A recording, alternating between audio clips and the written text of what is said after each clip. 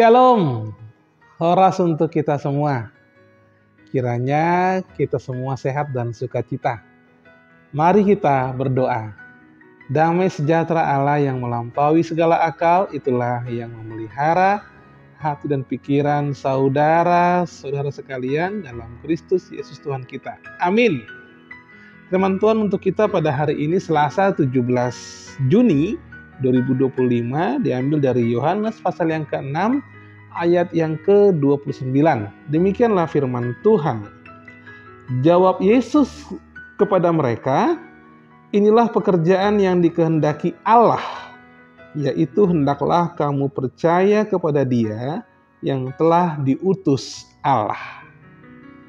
Untuk memahami firman hari ini, mari kita melihat dulu ayat-ayat sebelumnya.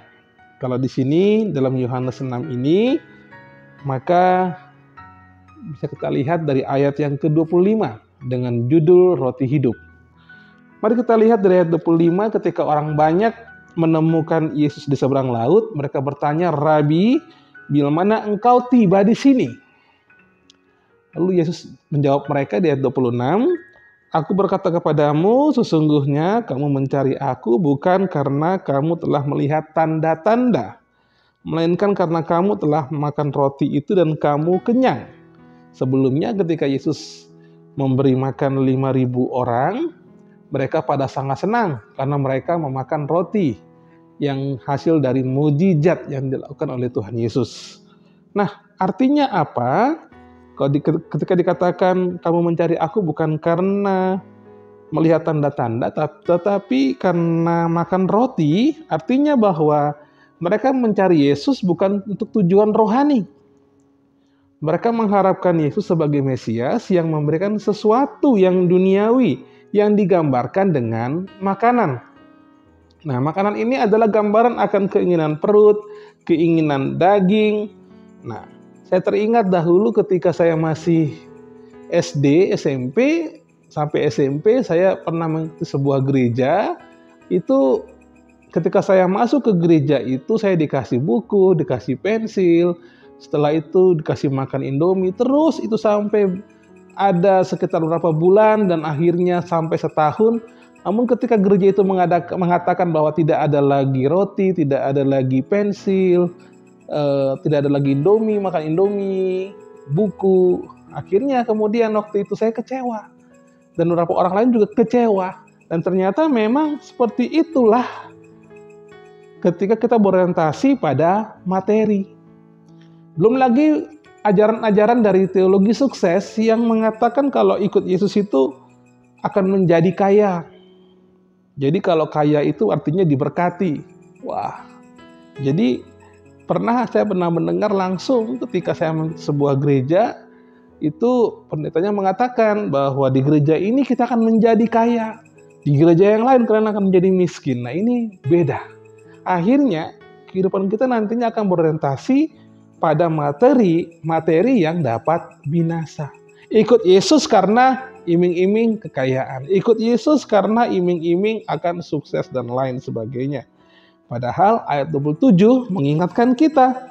Dikatakan firman Tuhan, bekerjalah bukan untuk makanan yang akan dapat binasa, melainkan untuk makanan yang bertahan sampai kepada hidup yang kekal. Dikatakan di sini bekerjalah. Bekerja itu artinya melakukan sesuatu pekerjaan, melakukan suatu perbuatan. Dan apa itu makanan yang bertahan sampai pada hidup yang kekal? Itu adalah keselamatan yang ada pada Yesus.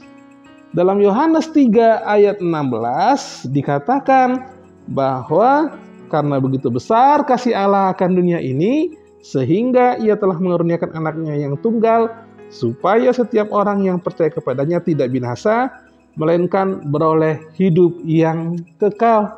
Dan dilanjutkan di sini di ayat yang ke-27 bahwa sebab Dialah yang akan diberikan anak manusia kepadamu. Jadi Yesuslah yang akan memberi keselamatan itu. Nah, karena itulah masuk kita ke ayat yang ke-28, lalu kata mereka kepadanya, Apakah yang harus kami perbuat supaya kami mengerjakan pekerjaan yang dikehendaki Allah? Dan inilah nas hari ini.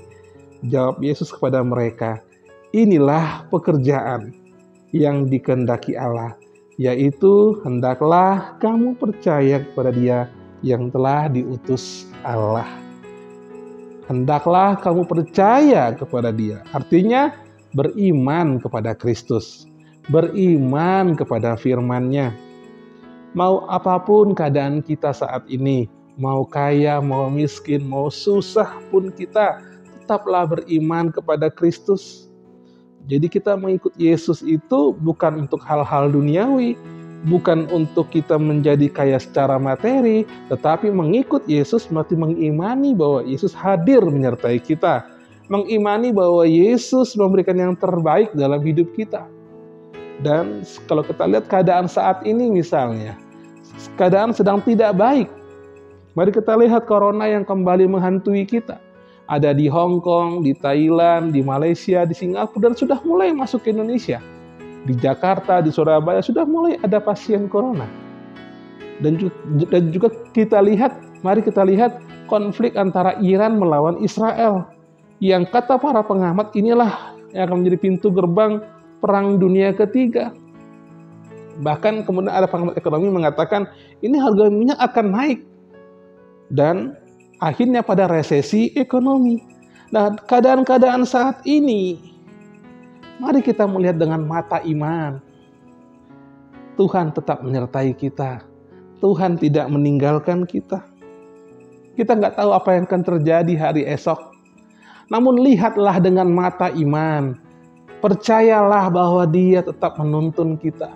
Percayalah bahwa Dia tetap menggendong kita. Percayalah bahwa Dia tetap menyertai kita sampai pada akhir zaman. Dan inilah firman Tuhan itu.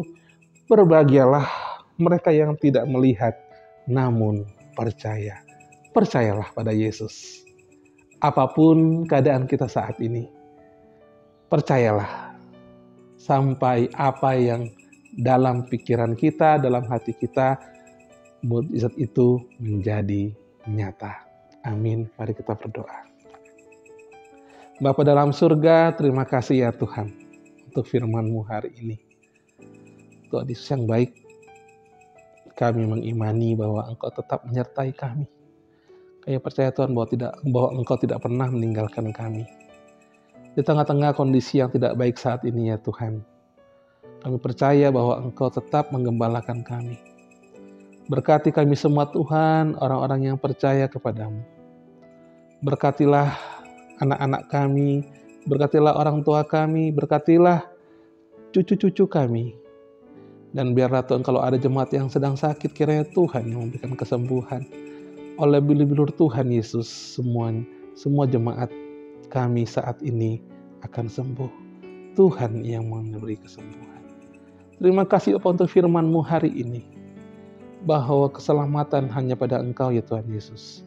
Karena itu biarlah Tuhan kami berjalan dengan mata iman kami. Mengimani bahwa Engkau hadir dalam hidup kami.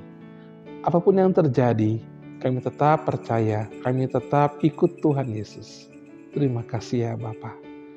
Berkati Tuhan setiap anak-anak Tuhan. Dan Tuhan Yesus juga yang selalu menguatkan kami semua dalam keadaan yang tidak baik saat ini. Namun kami percaya bahwa Tuhan selalu menguatkan kami. Terima kasih Tuhan Yesus, ampuni segala dosa-dosa kami. Terpujilah Engkau ya Tuhan, hari ini, esok, sampai selama-lamanya. Amin. Kasih karunia dari Allah Bapa dan anugerah dari Tuhan kita Yesus Kristus dan persekutuan Roh Kudus itulah yang memberkati saudara-saudara sekalian. Amin. Shalom, Tuhan Yesus memberkati.